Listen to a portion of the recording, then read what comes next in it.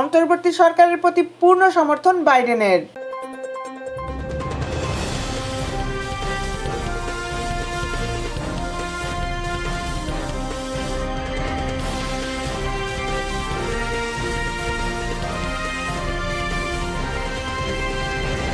জাতিসংঘ সাধারণ পরিষদের অধিবেশনের ফাঁকে বাংলাদেশের অন্তর্বর্তী সরকারের প্রধান উপদেষ্টা ডক্টর মোহাম্মদ ইউনূসের সঙ্গে যুক্তরাষ্ট্রের প্রেসিডেন্ট জো বাইডেনের বৈঠক নিয়ে বিবৃতি দিয়েছে হোয়াইট হাউস। এতে বলা হয়, বৈঠকে বাইডেন বলেছেন, বাংলাদেশের নতুন সংস্কার কর্মসূচি বাস্তবায়নে মার্কিন সমর্থন অব্যাহত থাকবে।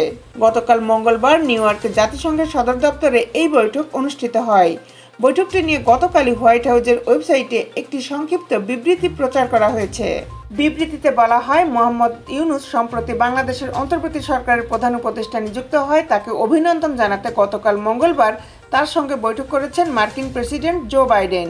বিবৃতিতে বলা হয়, বৈঠকে উভয় নেতা যুক্তরাষ্ট্র ও বাংলাদেশের মধ্যকার ঘনিষ্ঠ অংশীদারত্বের বিষয়টি উল্লেখ করেন। আর এই সম্পর্কের মূলে রয়েছে পারস্পরিক গণতান্ত্রিক মূল্যবোধ ও জনগণের মধ্যকার শক্তিশালী বন্ধন। বিবৃতিতে বলা হয়, প্রেসিডেন্ট বাইডেন দুই সরকারের মধ্যে আরও সম্পৃক্ততাকে স্বাগত জানিয়েছেন। তিনি বলেছেন, বাংলাদেশের নতুন সংস্কার কর্মসূচি বাস্তবায়নে মার্কিন সমর্থন অব্যাহত থাকবে। দেশের আপডেট নিউজ পেতে আমাদের সাথেই থাকুন। Justice TV, Dhaka.